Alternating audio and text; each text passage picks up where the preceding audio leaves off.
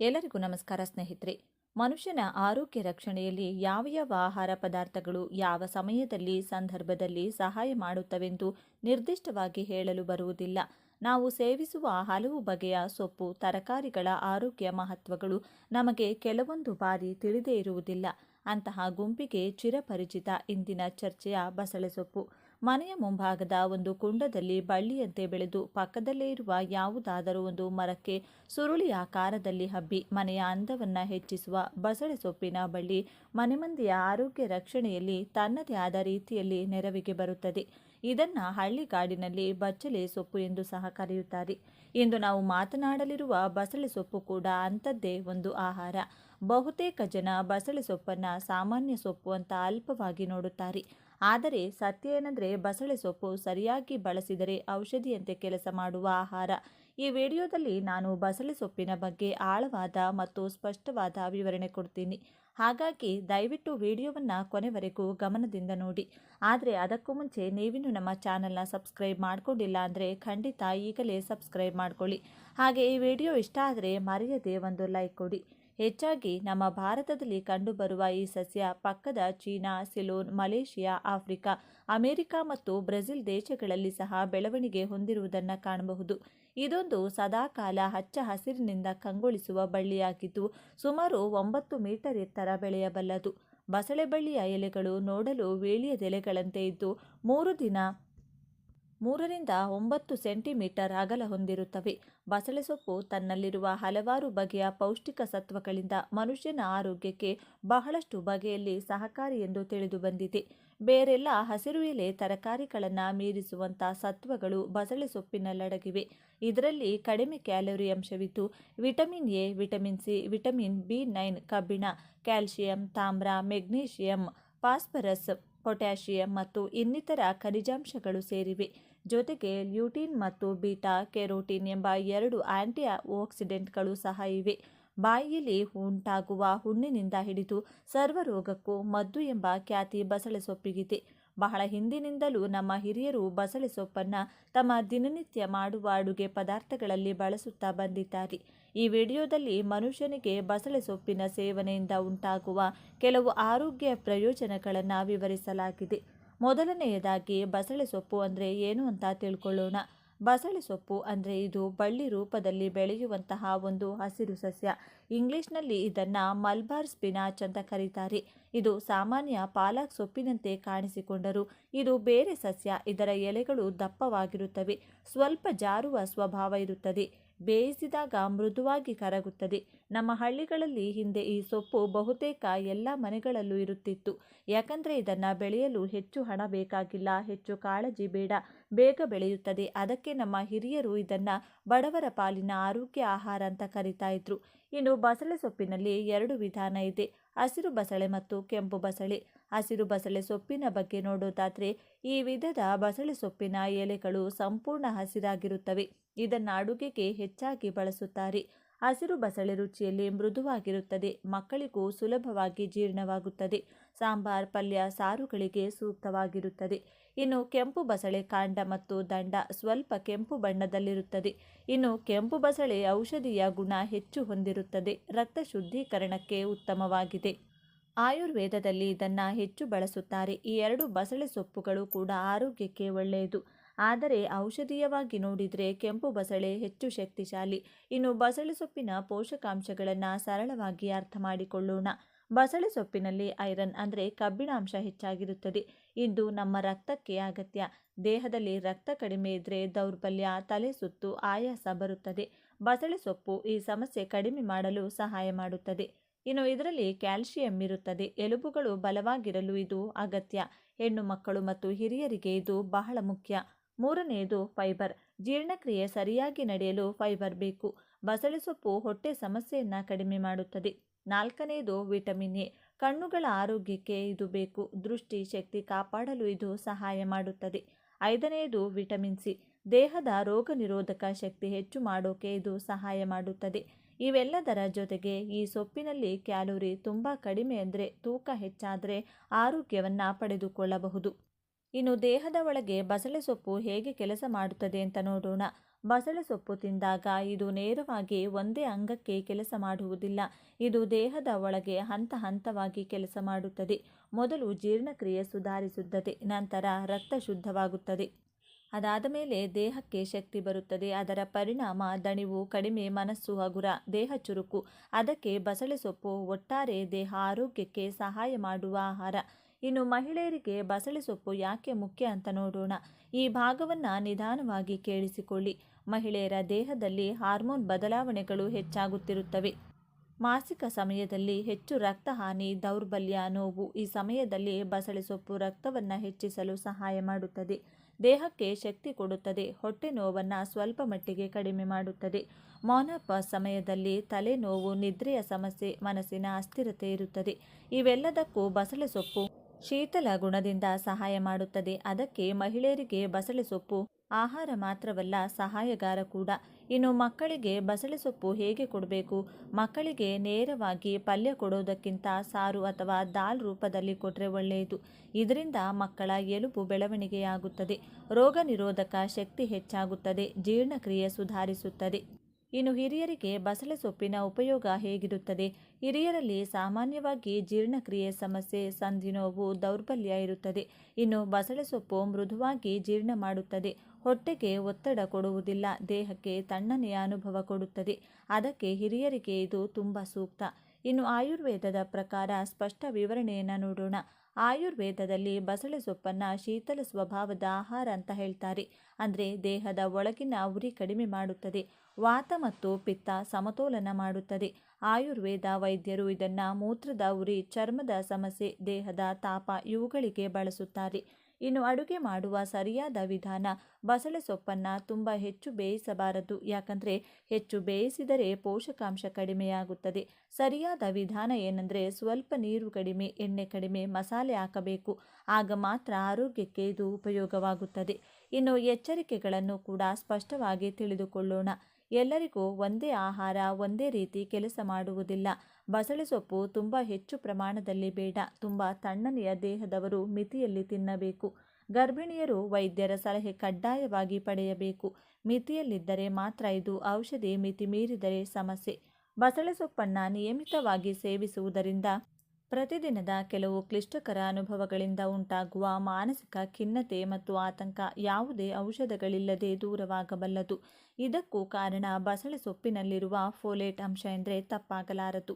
ಈಗಾಗಲೇ ಮಾನಸಿಕ ಖಿನ್ನತೆಗೆ ಒಳಗಾಗಿ ಸಮಾಜದಿಂದ ದೂರವಿರಲು ಬಯಸುವ ಜನರಿಗೆ ಬಸಳೆ ಸೊಪ್ಪು ತನ್ನೊಳಗಿನ ಈ ಅಂಶದಿಂದ ಅವರಲ್ಲಿ ಮತ್ತೊಮ್ಮೆ ಹೊಸ ಹುರುಪು ನೀಡಿ ಮಾನಸಿಕ ಚೈತನ್ಯ ಒದಗಿಸಿ ಮಾನಸಿಕ ಆರೋಗ್ಯವನ್ನು ಸರಿಪಡಿಸುತ್ತದೆ. ಇತ್ತೀಚಿನ ಬಹುತೇಕ ಜನರು ತಮ್ಮ ದೇಹದಲ್ಲಿ ಕಬ್ಬಿಣದ ಅಂಶದ ಕೊರತೆಯಿಂದ ಅನೀಮಿಯಾ ಸಮಸ್ಯೆಯನ್ನು ಎದುರಿಸುತ್ತಿರುತ್ತಾರೆ. ದೇಹದಲ್ಲಿ ಕೆಂಪು ರಕ್ತ ಕಣಗಳು ಅಸಮರ್ಪಕವಾಗಿ ರೂಪುಗೊಳ್ಳುವುದರಿಂದ ಅನೀಮಿಯಾ ಸಮಸ್ಯೆ ಕಾಣತೊಡಗುತ್ತದೆ. ಬಸಳೆ ಸೊಪ್ಪಿನಲ್ಲಿರುವ ಫೋಲೇಟ್ ಅಂಶ ದೇಹದಲ್ಲಿ ಆಹಾರ ಸೇವನೆ ಮಾಡಿದಾಗ ಲಭ್ಯವಾಗುವ ವಿಟಮಿನ್ ಬಿ12 ಅಂಶವನ್ನು ಸರಿಯಾಗಿ ಹೀರಿಕೊಳ್ಳುವಂತೆ ಮಾಡಿ ಅಮೈನೋ ಆಮ್ಲಗಳನ್ನು ಒದಗಿಸುವ ಮೂಲಕ ಮೆದುಳಿನ ಕಾರ್ಯಚಟುವಟಿಕೆಯನ್ನು ಉತ್ತಮಗೊಳಿಸುತ್ತದೆ. ಮನುಷ್ಯನ ದೇಹದಲ್ಲಿ ಕಬ್ಬಿಣದ ಅಂಶದ ಕೊರತೆ ಉಂಟಾದರೆ ಹಲವಾರು ಆರೋಗ್ಯ ಸಮಸ್ಯೆಗಳು ಎದುರಾಗುತ್ತವೆ. ಇದರಿಂದ ದೇಹದಲ್ಲಿ ಕಡಿಮೆ ಪ್ರಮಾಣದ ಹಿಮೋಗ್ಲೋಬಿನ್ ಉಂಟಾಗಿ ಸರಿಯಾದ ಪ್ರಮಾಣದ ಆಮ್ಲಜನಕ ದೇಹದ ಎಲ್ಲ ಕೋಶಗಳಿಗೆ ಪೂರೈಕೆಯಾಗಲು ಸಾಧ್ಯವಾಗುವುದಿಲ್ಲ. ಇದರಿಂದ ಮಾನಸಿಕ ತೊಂದರೆ, ದೇಹದಲ್ಲಿ ನಿಶ್ಶಕ್ತಿ ಸಮಸ್ಯೆಗಳು ಹೆಚ್ಚಾಗುತ್ತವೆ. ಮಕ್ಕಳು ಮತ್ತು ಮಹಿಳೆಯರಿಗೆ ಹೆಚ್ಚು ತೊಂದರೆ ಕಾಣಿಸುವ ಸಾಧ್ಯತೆ ಇರುತ್ತದೆ. ಆದರೆ ಹಿರಿಯರು ಹೇಳುವಂತೆ ಬಸಳೆ ಸೊಪ್ಪಿನಲ್ಲಿ ಈ ಎಲ್ಲ ಸಮಸ್ಯೆಗಳಿಗೆ ಸುಲಭವಾಗಿ ಪರಿಹಾರ ಸಿಗುತ್ತದೆ. ಇದುವರೆಗೂ ನೀವು ಓದಿದ್ದು ಬಸಳೆ ಸೊಪ್ಪಿನ ಕೆಲವು ಆರೋಗ್ಯ ಉಪಯೋಗಗಳನ್ನು ಮಾತ್ರ. ಇನ್ನೂ ಹಲವಾರು ಪ್ರಯೋಜನಗಳು ಬಸಳೆ ಸೊಪ್ಪಿನ ಬತ್ತಳಿಕೆಯಲ್ಲಿವೆ. ಮಾರುಕಟ್ಟೆಯಲ್ಲಿ ಇದರ ಲಭ್ಯತೆ ಕಡಿಮೆ ಇರುವ ಕಾರಣದಿಂದ ಎಲ್ಲಿಯಾದರೂ ನಿಮ್ಮ ಪರಿಚಯದವರ ಅಥವಾ ಬಂಧು ಬಾಂಧವರ ಮನೆಯಲ್ಲಿ ಈ ಬಳ್ಳಿಯ ತುಂಡನ್ನು ಕೇಳಿ ಪಡೆದು ನಿಮ್ಮ ಮನೆಯ ಹೂಕುಂಡದಲ್ಲೇ ಬೆಳೆಸಿ ನಿಮ್ಮ ಮನೆ ಮಂದಿಯ ಆರೋಗ್ಯ ರಕ್ಷಣೆಯಲ್ಲಿ ಕೈಜೋಡಿಸಿ ಎಂಬುದು ನಮ್ಮ ಒಂದು ಪುಟ್ಟ ಮನವಿ.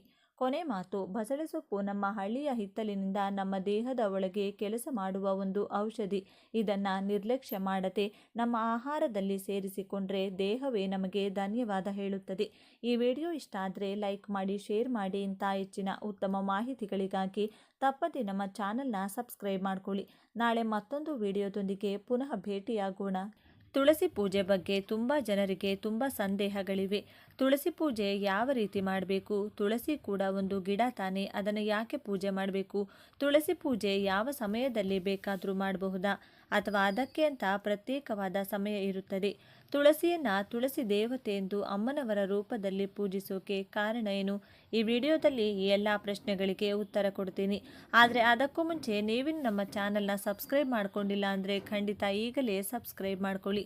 ಹಾಗೆ ಈ ವಿಡಿಯೋ ಇಷ್ಟ ಆದರೆ ಮರೆಯದೆ ಒಂದು ಲೈಕ್ ಕೊಡಿ. ವೃಂದಾದೇವಿ ಅಂದರೆ ತುಳಸಿ ದೇವಿ, ವೃಂದಾವನ ಅಂದರೆ ತುಳಸಿವನ. ನಮಗೆ ಗೊತ್ತಿರುವಂತೆ ಶ್ರೀಕೃಷ್ಣ ಬೆಳೆದಿದ್ದು ವೃಂದಾವನದಲ್ಲಿ. ಅವರ ಬಾಲ್ಯ ಯೌವನ ಕೂಡ ಅಲ್ಲೇ ಆಗಿತ್ತು.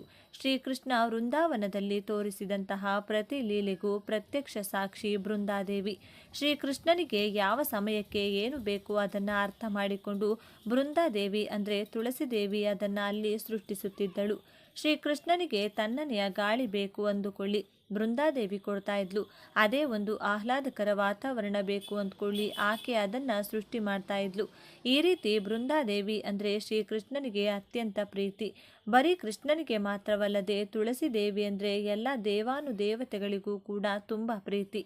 ಆದ್ದರಿಂದಲೇ ದೇವರಿಗೆ ಸಮರ್ಪಿಸುವ ತೀರ್ಥವಾಗಲಿ ಅಥವಾ ನೈವೇದ್ಯವಾಗಲಿ ಎಲ್ಲದರಲ್ಲೂ ತುಳಸಿಯನ್ನು ಹಾಕಿ ಸಮರ್ಪಿಸಬೇಕು. ಇಲ್ಲದಿದ್ದರೆ ನೀವು ಇಡುವಂತಹ ತೀರ್ಥವಾಗಲಿ ಅಥವಾ ನೈವೇದ್ಯವಾಗಲಿ ದೇವರಿಗೆ ಸೇರಲ್ಲ.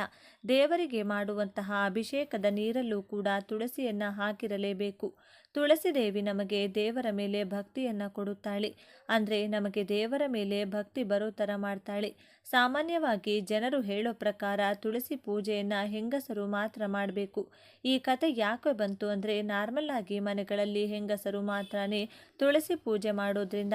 ಆದರೆ ಅದು ತಪ್ಪು ಭಾವನೆ. ಯಾರಿಗೆ ದೇವರ ಮೇಲೆ ಭಕ್ತಿ ಬೇಕು ಅವರೆಲ್ಲರೂ ಕೂಡ ತುಳಸಿ ದೇವಿಯ ಆಶ್ರಯ ಪಡೆಯಬೇಕು. ಮಹಿಳೆಯರಾಗಿರಬಹುದು, ಪುರುಷರಾಗಿರಬಹುದು, ಯಾರು ಬೇಕಾದರೂ ತುಳಸಿ ದೇವಿಯನ್ನು ಪೂಜೆ ಮಾಡಬಹುದು. ಇನ್ನು ತುಳಸಿ ದೇವಿಯ ಆರಾಧನೆಗೆ ದೊಡ್ಡ ಕಷ್ಟ ಏನೂ ಇಲ್ಲ. ತುಳಸಿ ದೇವಿಗೆ ಅಂತ ಒಂದು ಸಪ್ರೇಟ್ ಆಗಿರೋ ಲೋಟವನ್ನು ತೆಗೆದಿಟ್ಟುಕೊಳ್ಳಿ. ಅದನ್ನು ನೀವು ಟೀ ಕಾಫಿ ಕುಡಿಯೋಕೆ ಬಳಸೋಕೆ ಹೋಗಬೇಡಿ. ಆ ಲೋಟದಲ್ಲಿ ಪ್ರತಿದಿನ ತುಳಸಿ ಗಿಡಕ್ಕೆ ನೀರು ಹಾಕಿ ಗಿಡದ ಸುತ್ತ 3 ಪ್ರದಕ್ಷಿಣೆ ಹಾಕಿ ಗಿಡದ ಮುಂದೆ ಒಂದು ದೀಪ ಹಚ್ಚಿಟ್ಟು ಕೈ ಜೋಡಿಸಿ ನಮಸ್ಕಾರ ಮಾಡಿಕೊಳ್ಳಿ. ತುಳಸಿ ದೇವಿಯದು ಯಾವುದಾದರೂ ಮಂತ್ರ ಗೊತ್ತಿದ್ರೆ ಹೇಳಿ, ಇಲ್ಲದಿದ್ದರೆ ಓಂ ತುಳಸಿ ದೇವಿಯೇ ನಮಃ ಅಂತ 3 ಸಲ ಹೇಳ್ತಾ ತುಳಸಿ ಪೂಜೆಯನ್ನು ಮುಗಿಸಬಹುದು. ಕೊನೆಯಲ್ಲಿ ಅಮ್ಮ ನನಗೆ ದೇವರ ಮೇಲೆ ಭಕ್ತಿ ಕೊಡು ಅಂತ ಕೇಳಿಕೊಳ್ಳಿ. ಇದು ಮಾಡೋಕ್ಕೆ 5 ನಿಮಿಷ ಸಮಯ ಹಿಡಿಯುತ್ತದೆ ಅಷ್ಟೇ. ಇದನ್ನು ನೀವು ಬೆಳಿಗ್ಗೆ ಅಥವಾ ಸಂಜೆ ಸಾಧ್ಯ ಆದರೆ 2 ಹೊತ್ತು ಕೂಡ ಈ ರೀತಿ ಮಾಡಿದರೆ ಕೆಲವೇ ದಿನಗಳಲ್ಲಿ ತುಳಸಿ ದೇವಿಯ ಅನುಗ್ರಹದಿಂದ ನಿಮಗೆ ದೇವರ ಮೇಲೆ ವಿಪರೀತವಾದ ಭಕ್ತಿ ಶುರುವಾಗುತ್ತದೆ. ದೇವರ ಅನುಗ್ರಹ ಕೂಡ ಬೇಗನೆ ನಿಮಗೆ ಸಿಗುತ್ತೆ. ಈಗ ಎಲ್ಲರಲ್ಲೂ ಇರೋ ಇನ್ನೊಂದು ಸಂದೇಹ ಏನಪ್ಪ ಅಂದರೆ, ನಾವು ಪ್ರತಿದಿನ ದೇವತೆ ಅಂತ ತುಳಸಿ ಗಿಡನ ಪೂಜೆ ಮಾಡ್ತೀವಿ. ಆ ರೀತಿ ನಾವು ಪೂಜೆ ಮಾಡೋ ಗಿಡದಿಂದ ಎಲೆಗಳನ್ನು ಪೂಜೆಗಂತ ಅಥವಾ ತೀರ್ಥಕ್ಕೆ ಪ್ರಸಾದಕ್ಕೆ ಅಂತ ಯಾವುದಕ್ಕಾದರೂ ಕೀಳಬಹುದಾ ಅಂತ. ಇಲ್ಲಿ ವಿಷಯ ಏನಂದರೆ, ನಾವು ಹೂವಿನ ಗಿಡ ಕೂಡ ಬೆಳೆಸ್ತೀವಿ. ಯಾಕಂದರೆ ಆ ಹೂಗಳನ್ನು ಕಿತ್ತು ದೇವರಿಗೆ ಅರ್ಪಿಸೋಕೆ. ತುಳಸಿ ದೇವಿಗೆ ಇರುವಂಥ ಪ್ರತ್ಯೇಕತೆ ಏನಂದರೆ, ಆಕೆ ಒಂದು ಸ್ಪಿರಿಚುವಲ್ ಪರ್ಸನಾಲಿಟಿ. ತುಳಸಿ ದೇವಿ ಅವತಾರ ಪಡೆದಿರೋದೇ ಶ್ರೀಕೃಷ್ಣನಿಗೆ ಸೇವೆ ಮಾಡೋದಕ್ಕೆ. ಆಕೆ ಅವತಾರ ಪಡೆದಿರೋದೇ ಕೃಷ್ಣನಿಗಾಗಿ. ಅಂದಮೇಲೆ ಭಗವಂತನಿಗೆ ಆಕೆಯನ್ನು ಅರ್ಪಿಸುವುದರಲ್ಲಿ ಯಾವ ತಪ್ಪು ಅಥವಾ ಸಮಸ್ಯೆ ಇಲ್ಲ. ಆದರೆ ಇಷ್ಟು ಹೇಳಿದ ಮೇಲೂ ಕೂಡ ನಿಮಗೆ ಪೂಜೆ ಮಾಡೋ ತುಳಸಿ ಗಿಡದಿಂದ ಎಲೆ ಕೀಳೋಕೆ ಇಷ್ಟ ಇಲ್ಲ ಅಂದರೆ ನೀವು ಧಾರಾಳವಾಗಿ 2 ಗಿಡಗಳನ್ನು ಬೆಳೆಸಿಕೊಳ್ಳಬಹುದು. ಒಂದು ಗಿಡಕ್ಕೆ ಪೂಜೆ ಮಾಡಿ, ಇನ್ನೊಂದು ಗಿಡವನ್ನು ದೇವರ ಪೂಜೆಗಂತ ಬಳಸಿಕೊಳ್ಳಿ. ಆದರೆ ತುಳಸಿ ಎಲೆಗಳನ್ನು ಕೀಳುವಾಗ ಒಂದು ವಿಷಯ ನೆನಪಿಟ್ಟುಕೊಳ್ಳಿ, ಉಗುರು ಬಳಸಿ ತುಳಸಿ ಎಲೆಗಳನ್ನು ಯಾವಾಗಲೂ ಕೂಡ ಕೀಳಬಾರದು. 2 ಬೆರಳುಗಳ ಮಧ್ಯದಲ್ಲಿ ಎಲೆಗಳನ್ನು ಹಿಡಿದುಕೊಂಡು ಕೀಳಬೇಕು. ಇನ್ನೊಂದೇನಪ್ಪ ಅಂದರೆ, ದ್ವಾದಶಿ ದಿನ ಅಂದರೆ ಏಕಾದಶಿಯ ಮಾರನೆಯ ದಿನ ತುಳಸಿ ಎಲೆಯನ್ನು ಕೀಳಬಾರದು. ಇದನ್ನು ಹೊರತುಪಡಿಸಿ ಮಂಗಳವಾರ, ಶುಕ್ರವಾರ, ಶನಿವಾರ ಯಾವಾಗ ಬೇಕಾದರೂ ನೀವು ತುಳಸಿ ಎಲೆಗಳನ್ನು ಕಿತ್ತುಕೊಳ್ಳಬಹುದು. ಇದಕ್ಕೆ ಕಾರಣ ಏನಂದರೆ, ತುಳಸಿ ದೇವಿ ಕೂಡ ಏಕಾದಶಿ ವ್ರತವನ್ನು ಮಾಡ್ತಾರೆ. ದ್ವಾದಶಿ ದಿನ ಆಕೆ ಊಟ ತಿಂದು ದೇವರಿಗೆ ಅವರನ್ನು ಅರ್ಪಿಸಿಕೊಳ್ಳುತ್ತಾರೆ. ಆ ಸಮಯದಲ್ಲಿ ನೀವು ತುಳಸಿಯನ್ನು ಕಿತ್ತರೆ ತುಳಸಿ ದೇವಿಯ ಆಗ್ರಹಕ್ಕೆ ಗುರಿಯಾಗುತ್ತೀರಿ. ಹಾಗಾಗಿ ದ್ವಾದಶಿ ಒಂದು ದಿನ ಬಿಟ್ಟು ಬಿಡಿ. ಮುಖ್ಯವಾಗಿ ಒಂದು ವಿಷಯವನ್ನು ನೆನಪಿಟ್ಕೊಳ್ಬೇಕಾಗುತ್ತದೆ. ತುಳಸಿಯನ್ನು ಕೀಳೋ ಪ್ರತಿ ಸಲ ನೀವು ಒಂದು ಶ್ಲೋಕವನ್ನು ತಪ್ಪದೆ ಹೇಳಬೇಕು. ಇದು ನೀವು ತುಳಸಿ ದೇವಿಯ ಅನುಮತಿ ಪಡೆಯೋಕೆ ಹೇಳಬೇಕಾದಂತಹ ಶ್ಲೋಕ. ತುಳಸಿಯ ಅಮೃತ ಜನ್ಮಾಸ್ಮಿ ಸದಾತ್ವಂ ಕೇಶವ ಪ್ರಿಯಂ ಕೇಶವರ್ಥಹಂ ಚಿನೋಮಿ ವರದಾಭವ ಶೋಭನೆ. ಈ ಶ್ಲೋಕನ ತಪ್ಪದೆ ಹೇಳಬೇಕು. ಇದರ ಅರ್ಥ ಏನಂದರೆ, ದೇವಿ ತುಳಸಿ, ನೀನು ಸಮುದ್ರ ಮಂಥನ ಮಾಡಿದಾಗ ಹಾಲಿನ ಸಮುದ್ರದಿಂದ ಬಂದ ಅಮೃತದಿಂದ ಜನಿಸಿದವಳು. ನೀನು ಕೇಶವನಿಗೆ ಪ್ರಿಯವಾದವಳು, ಮಹಾವಿಷ್ಣುವಿಗೆ ಸಂತೋಷ ಕೊಟ್ಟು ಭಕ್ತರು ಬೇಡಿದ ಕೋರಿಕೆಗಳನ್ನು ಈಡೇರಿಸುವವಳು. ನೀನು ನನ್ನ ಮೇಲೆ ಕರುಣೆ ತೋರಿಸು. ಇದೇ ಈ ಶ್ಲೋಕದ ಅರ್ಥ. ಇನ್ನು ಒಂದು ವೇಳೆ ನಿಮ್ಮ ಮನೆಯಲ್ಲಿ ತುಳಸಿ ಇಲ್ಲ, ಹೊರಗಡೆಯಿಂದ ತುಳಸಿ ತರಬೇಕಾಗುತ್ತೆ ಅಂದ್ಕೊಳ್ಳಿ. ಪ್ರತಿದಿನ ಪೂಜೆಗೆ, ನೈವೇದ್ಯಕ್ಕೆ, ಅರ್ಚನೆಗೆ ಎಲ್ಲದಕ್ಕೂ ಕೂಡ ತುಳಸಿ ಬೇಕೇ ಬೇಕು.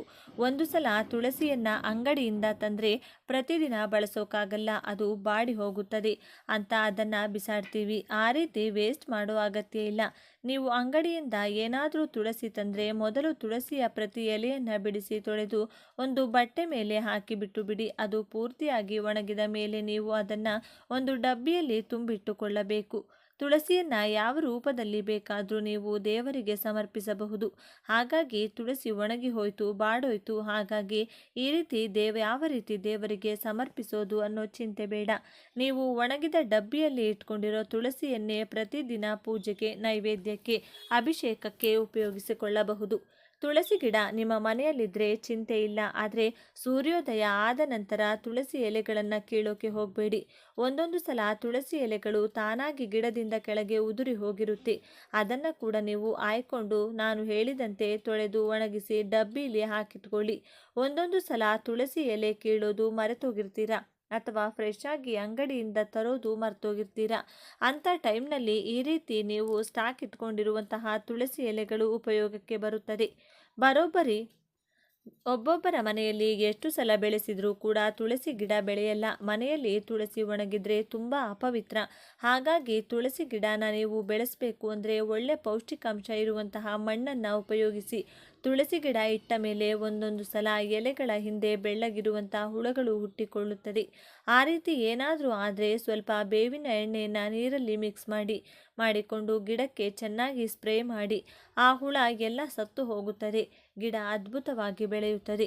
ತುಳಸಿ ಗಿಡಕ್ಕೆ ಹೂವುಗಳು ಬಿಟ್ಟಾಗ ಅದು ಪೂರ್ತಿ ಒಣಗುವವರೆಗೂ ಬಿಡಬಾರದು. ಸ್ವಲ್ಪ ಈ ಹೂವುಗಳು ಬಲ್ತಿದೆ ಅನ್ನುವಾಗ ಅದನ್ನು ಉಗುರು ತಾಕಿಸದೆ, ಸಿಸರ್, ಕತ್ರಿ ಮುಂತಾದ ಯಾವ ವಸ್ತು ಕೂಡ ಬಳಸದೆ ಕೈಯಲ್ಲೇ ಕಿತ್ತು ಬಿಡಿ. ಆಗ ಹೊಸ ಎಲೆಗಳು ಹುಟ್ಟಿ ಬರೋ ಅವಕಾಶ ಇರುತ್ತದೆ. ಹೂವು ಚೆನ್ನಾಗಿ ಬೆಳೆದ್ರೆ ಗಿಡದಲ್ಲಿರುವಂತಹ ಪೌಷ್ಟಿಕಾಂಶ ಎಲ್ಲ ಕೂಡ ಹೂವು ತಿಂದು ಬಿಡುತ್ತದೆ. ಹಾಗಾಗಿ ಗಿಡ ಬೇಗನೆ ಒಣಗಿ ಹೋಗುತ್ತದೆ. ಇನ್ನು ಅತಿಯಾದ ಚಳಿ ಇರೋ ಸಮಯದಲ್ಲಿ ನೀವು ತೆಳುವಾದ ಬಟ್ಟೆಯನ್ನು ಅಥವಾ ತೆಳುವಾದ ಬ್ಯಾಗನ್ನು ತುಳಸಿ ಗಿಡದ ಮೇಲೆ ಕವರ್ ಮಾಡಿ ಬಿಟ್ಟು ಬಿಡಿ. ಯಾವ ರೀತಿ ನೀವು ನಮ್ಮ ಮಕ್ಕಳನ್ನ ಜವಾಬ್ದಾರಿಯಿಂದ ನೋಡ್ಕೊಳ್ತೀರೋ ಅದೇ ರೀತಿ ತುಳಸಿ ಗಿಡವನ್ನು ಕೂಡ ನೀವು ನೋಡ್ಕೊಳ್ಬೇಕಾಗುತ್ತದೆ. ಶಾಸ್ತ್ರಗಳಲ್ಲಿರೋ ಪ್ರಕಾರ ತುಳಸಿ ದೇವಿಯ ಆರಾಧನೆಯಲ್ಲಿ ಈ 8 ಹೆಸರುಗಳು ತುಂಬ ಮುಖ್ಯ ಎಂದು ಹೇಳಿದ್ದಾರೆ. 1 ಬೃಂದಾವನೆ, 2 ವೃಂದ, 3 ವಿಶ್ವಪೂಜಿತ, 4 ಪುಷ್ಪಸರ, 5 ನಂದಿನಿ, 6 ಕೃಷ್ಣ ಜೀವನಿ, 7 ವಿಶ್ವಪಾವನಿ, 8 ತುಳಸಿ.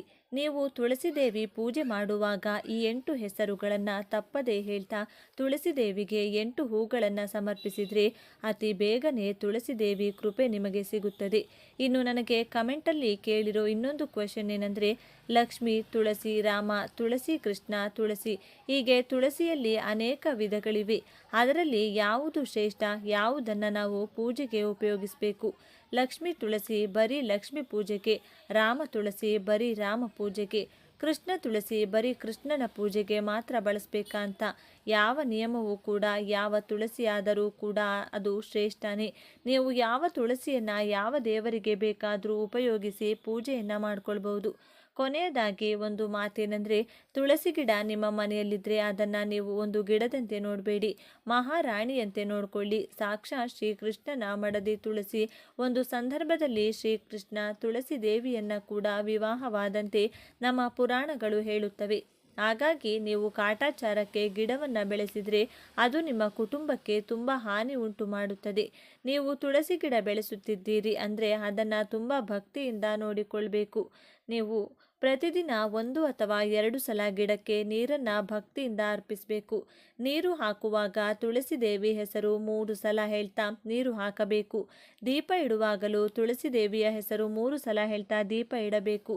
ತುಳಸಿ ದೇವಿ ಪೂಜೆ ಮಾಡೋದಾದರೆ ನಾನೀಗ ಹೇಳಿದಂಥ 8 ಹೆಸರುಗಳನ್ನು ಹೇಳಿಕೊಂಡು 8 ಹೂಗಳನ್ನು ಸಮರ್ಪಣೆ ಮಾಡಬೇಕು.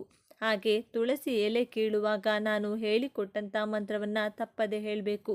ಇದು ಯಾವುವು ಮಾಡೋಕ್ಕೆ ನಮಗೆ ಸಾಧ್ಯವಾಗಿಲ್ಲ ಅಂದರೆ ದಯವಿಟ್ಟು ತುಳಸಿ ಗಿಡವನ್ನು ಬೆಳೆಸೋಕೆ ಹೋಗಬೇಡಿ. ಯಾಕಂದರೆ ನೀವು ಕಾಟಾಚಾರಕ್ಕೆ ಬೆಳೆಸಿದರೆ ನಿಮ್ಮ ವಂಶನೇ ಕಷ್ಟದ ಪಾಲಾಗುತ್ತದೆ. ದೇವರ ಆಶೀರ್ವಾದ ಇಲ್ಲ ಅಂದರೂ ಕೂಡ ಪರವಾಗಿಲ್ಲ, ಆದರೆ ಶಾಪ ಮಾತ್ರ ಪಡ್ಕೊಳ್ಳೋಕೆ ಹೋಗಬೇಡಿ. ಈ ವಿಡಿಯೋ ನಿಮಗೆ ಇಷ್ಟ ಆದರೆ ಲೈಕ್ ಮಾಡಿ, ಶೇರ್ ಮಾಡಿ. ಇಂತಹ ಹೆಚ್ಚಿನ ಮಾಹಿತಿಗಾಗಿ ತಪ್ಪದೆ ನಮ್ಮ ಚಾನಲ್ನ ಸಬ್ಸ್ಕ್ರೈಬ್ ಮಾಡ್ಕೊಳ್ಳಿ. ನಾಳೆ ಮತ್ತೊಂದು ವಿಡಿಯೋದೊಂದಿಗೆ ಪುನಃ ಭೇಟಿಯಾಗೋಣ. ಧನ್ಯವಾದಗಳು.